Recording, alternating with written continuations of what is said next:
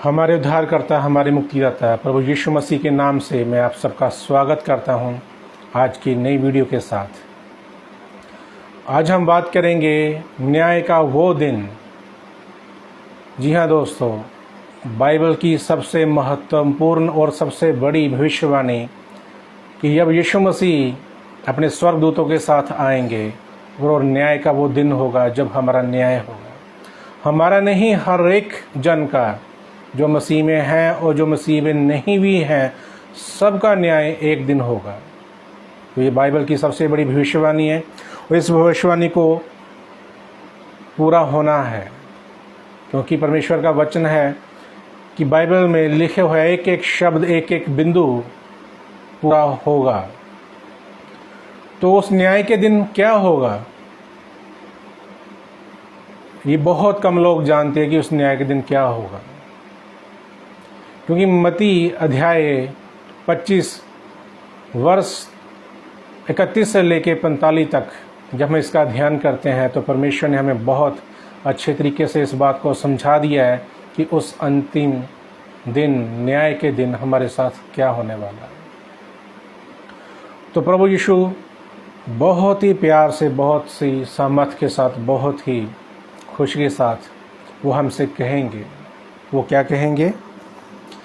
हे मेरे पिता के धन लोगों, आओ उस राज्य के अधिकारी हो जाओ जो जगत के आदि से तुम्हारे लिए तैयार किया गया है। जी हाँ दोस्तों, जो जगत के आदि से तुम्हारे लिए तैयार किया गया है, मेरे पिता के धन्य लोगों। तो कौन है वो पिता परमेश्वर के धन्य लोग जिसको प्रभु यीशु नासरी पुकार रहा है कि आओ, कि वो स्वर्ग का राज्य तुम्हारे लिए है। जी हाँ दोस्तों, यही बाइबल में वो गुप्त भेद है, वो चाबी है जिसमें प्रभु यीशु मसीह ने आने से पहले ही हमें बता दिया गया है कि हमें करना क्या है।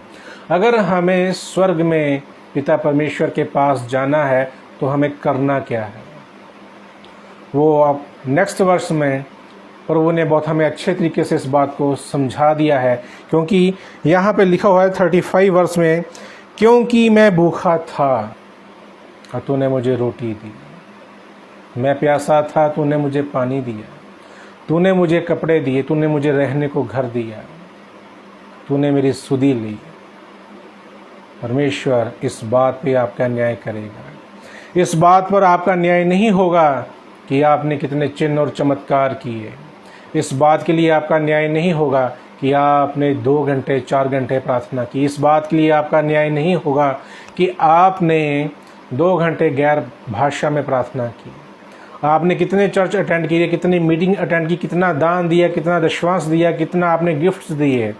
इस बात का न्याय नहीं होगा। परमेश्वर ने हमें बहुत साफ लफ्ज़ों में ये बात समझा दी है कि हमारा न्याय का जो तराजू है वो इस बात के लिए है कि प्रभु यीशु मसीह ने कहा कि तुमने मेरे भाइयों की सुधि ली या नहीं। तो बाइबल का यही एक मेन उद्देश्य है जिसका प्रचार बहुत ही कम लोग करते हैं। ऑलमोस्ट जितनी बड़ी चर्चें हैं उस चर्च में इस वचन का प्रचार नहीं होता। तब धर्मी लोग पूछेंगे कि हे प्रभु, हमने आपको कब खाना दिया, कब पानी दिया, हमने आपकी सुधि कब ली, आपको अपने घर कब ठहराया प्रभु। तो प्रभु ने उनको बहुत साफ साफ बताया कि तुमने जो मेरे एक छोटे भाई के साथ किया, तूने मेरे साथ किया। तूने छोटे भाई जो गरीब था, वो लाचार था, वो भूखा था, तूने उसको रोटी दी खाने को, तूने मुझको रोटी दी। तूने उसको पानी पिलाया, तूने मुझको पानी पिलाया। वो एक बाहर था कहीं पे, आप अपने घर पे उसको लेके आए, उसको आप अपने घर में रखा, तो आपने वो मुझको रखा, आपने मेरी सुधि ली। तो इस वचन के द्वारा हमें ये बात साफ हो जाती है कि जो कोई प्रभु यीशु मसीह की सेवा करना चाहता है, जो सच में प्रभु यीशु मसीह को कुछ देना चाहता है, अपनी कमाई में से कुछ देना चाहता है, तो वो उन गरीब लोगों को देखें जो मसीह में हमारे गरीब लोग हैं। यहाँ पे घर में बहुत बुरे हालात हैं तो हमको वहाँ पे देना है, वो प्रभु की इच्छा को पूरा करना है। इसके विपरीत जो परमेश्वर कहेगा कि अपनी बाईं ओर जो बकरियां इकट्ठी की होंगी, तो परमेश्वर उनको कहेगा कि जाओ शैतान के साथ, उसके स्वर्गदूतों के साथ नरक की आग में जाओ, क्योंकि तुमने मेरी सुधि नहीं ली। तुमने मुझे खाना नहीं दिया, तुमने मुझे पानी नहीं दिया, तो मैं बीमार था, तुमने मेरी सुधि नहीं ली, मैं बंदी गृह में था तो मुझे मिलने नहीं आया। तो वो कहेंगे प्रभु आप कब आए? तो प्रभु ने कहना है कि तुमने जो मेरे भाई के साथ किया वही तूने मेरे साथ किया। यही बाइबल में एक गुप्त भेद है मेरे भाई, जो इसको करेगा वो अनंत जीवन पाएगा। जो प्रभु की शिक्षा को पूरा करेगा वो अनंत जीवन पाएगा।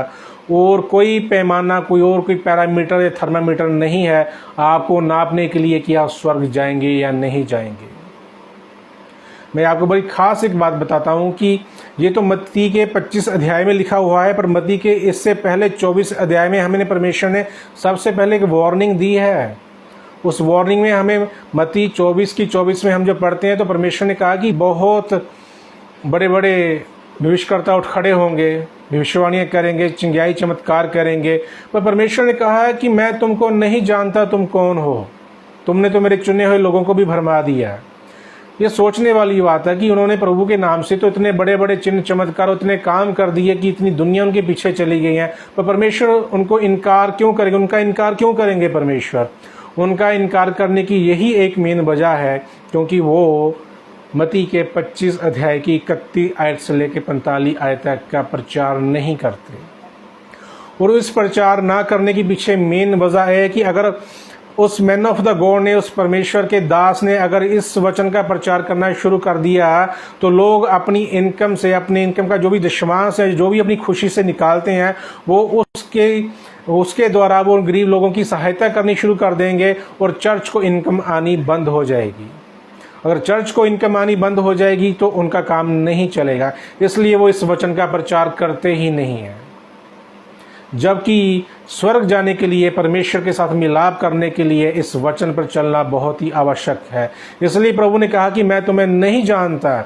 आप कहोगे, मैं कहूँगा परमेश्वर मैंने चिन्ह और चमत्कार कर दिए, इतने लोगों को मैंने चंगा कर दिया, इतने लोगों को मैंने ठीक कर दिया, इतनी बीमारियों को ठीक कर दिया, लाखों लोगों को मैंने सुसमाचार सुना दिया, मैंने इतने लोगों को मैंने बपतिस्मा दे दिया। परमेश्वर फिर कहेंगे कि मैं तुम्हें नहीं जानता, क्योंकि तुमने जो शिक्षा उनको देनी थी वो ना देकर तुमने उनको एक तरह का इस्तेमाल किया। जो काम उन्होंने मेरे लिए करना था वो काम उन्होंने तेरे लिए किया, तेरी चर्च के लिए किया। सत्य है, बहुत कड़वा सत्य है, और ये वचन में लिखा हुआ है।